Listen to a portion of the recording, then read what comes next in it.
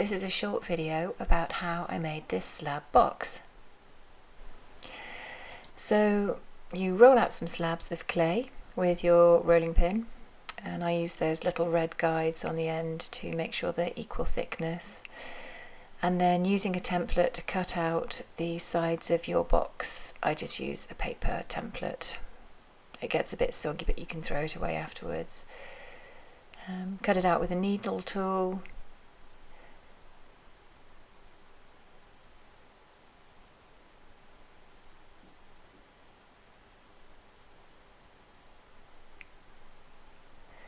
And then to join the pieces of clay together, you need to score and slip them. So first of all, you score it with a needle tool along the edge like that, and then along both edges that you're joining together.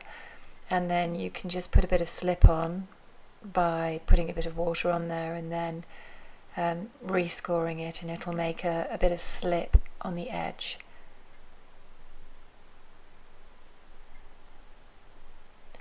And then put them together, and the clay's very soft at this point, so it's a bit fiddly.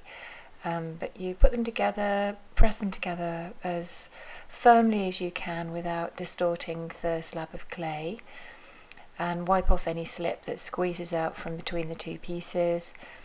And then with a piece of clay that I made into a little roll earlier on, put that along the inner seam to support it, to give the slab a bit of support.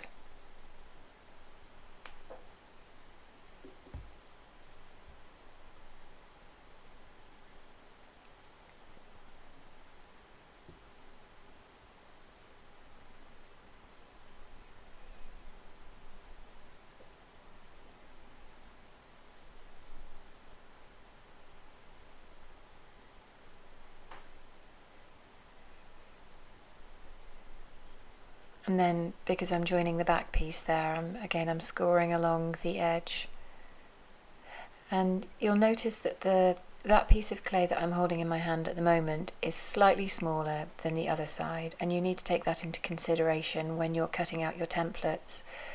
The reason it's a bit shorter is because obviously you're going to have another piece of clay on the other side, which is going to be the it's my left-hand wall, and you need to compensate for the thickness of that when you cut out the back piece.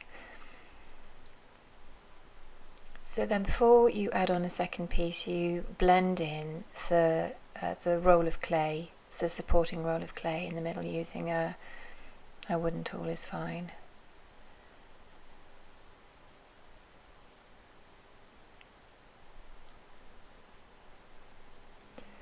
You just need to blend it really well to make sure that it doesn't crack when it's drying or when it's being fired.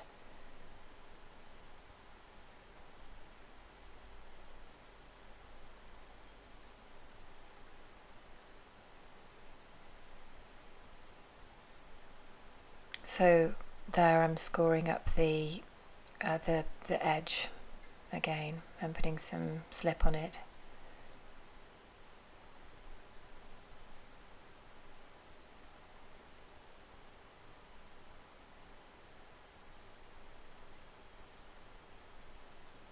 So there you can see what I mean. That back piece is probably about just under a centimetre narrower than the other piece, and it's just because you've got to make a bit of room so that the other side piece will fit on and be flush.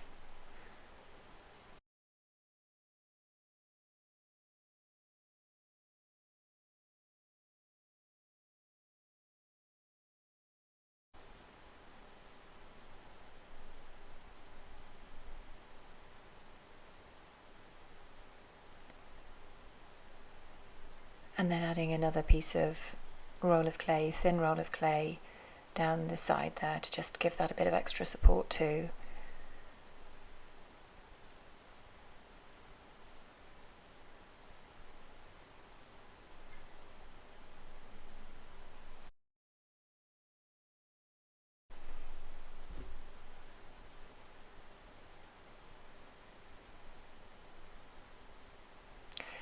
It's good to blend it in as much as you can, but you will tidy up afterwards. So, but blend it, but don't be too worried about how it looks, because you can tidy it up afterwards. So this is the final piece, the final side.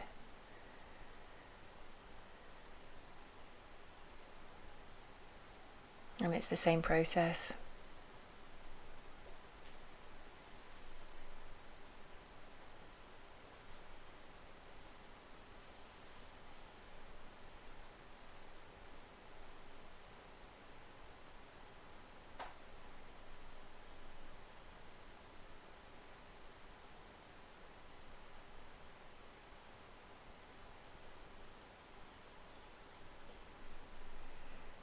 It looks a bit rough and ready at the moment, but once it's all a bit more solid, you can really tidy it up with rib tools and it looks a lot nicer. So there you can see I was adding a bit of extra support to the outside just to tidy it up and to make it a bit stronger.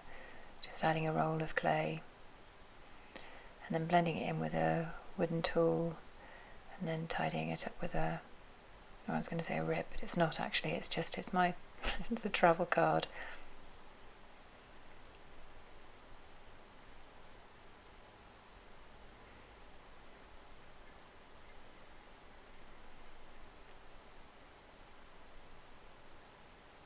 So I left it overnight wrapped in plastic. So at this point it's a bit less soft. It's still soft, but it's not quite quite as fresh as it was when it was initially built. And I think it's a good idea to do that if you've got the time, to just leave it overnight, as long as it's wrapped up and it doesn't go leather hard. You don't want it to go too hard at this point, because you do still have quite a bit of tidying up to do.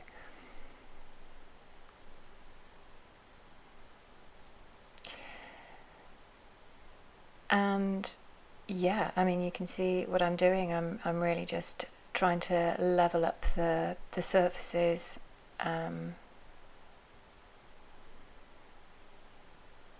It just takes a bit of patience.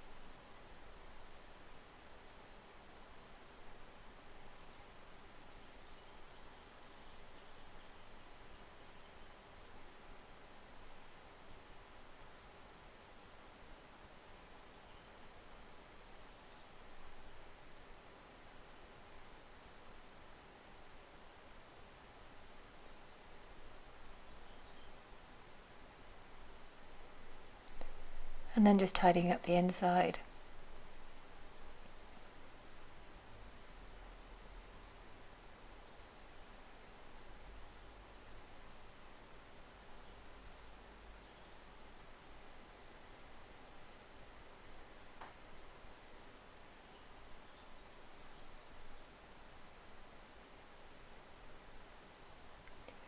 And tidying up the bottom edge.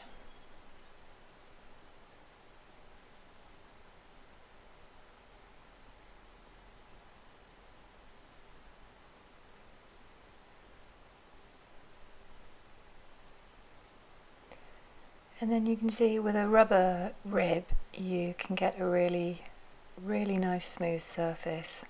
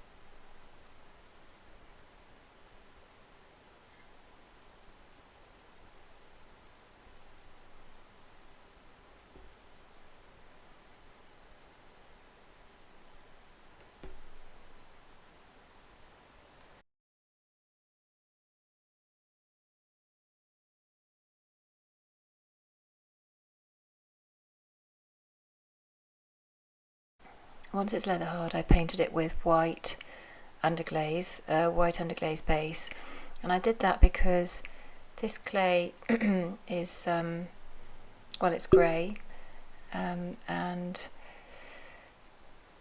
I didn't want to have to battle with the grey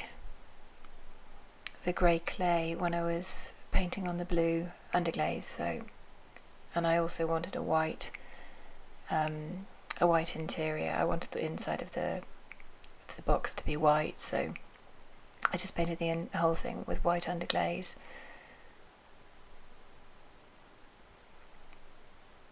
To give it a base, it just makes it easier to really bring the colour of the blue out. So then a couple of coats of the what's turquoise underglaze.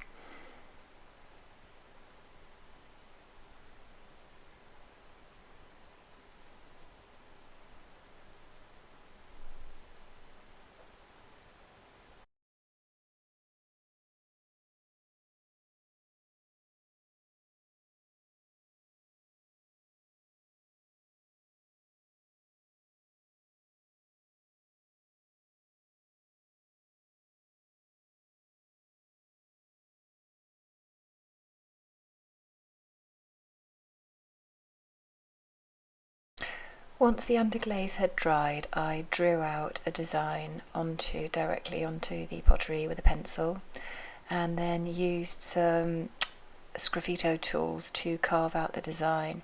I just started off with a simple outline of the design, and then used the tools to carve it in.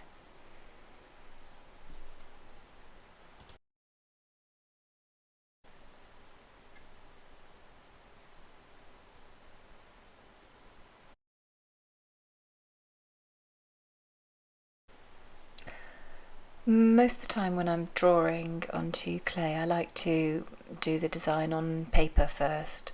So I'll do a rough sketch just to give me an idea of scale and the sorts of things I want to be drawing. It doesn't have to be absolutely identical, but it's just to give a rough guideline, because once you start carving into clay, then you're committed. So it's good to at least have something of an idea of what you want it to look like.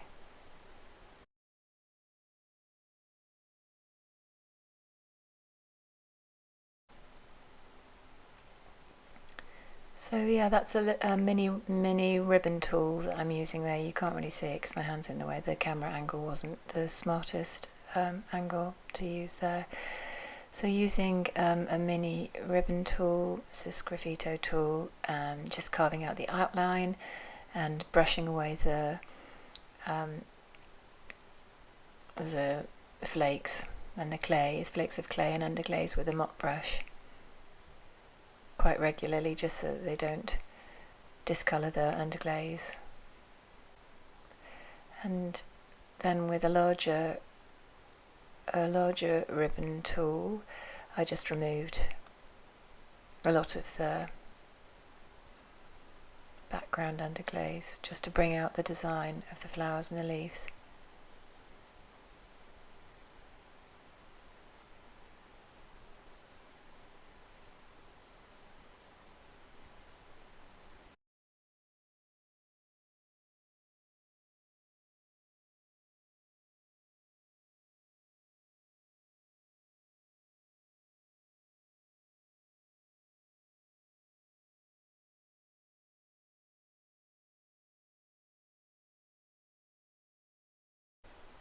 So there you have it. There's the finished design. When you're working on it, you can sometimes rub off little patches of underglaze. So I touched them up. You can see me touching them up afterwards. And there you have the finished piece. I hope you like it, and if you like this video, please do give it a thumbs up and subscribe to my channel so you'll be notified about new videos that I upload. Thanks for watching. I hope it was useful. Bye.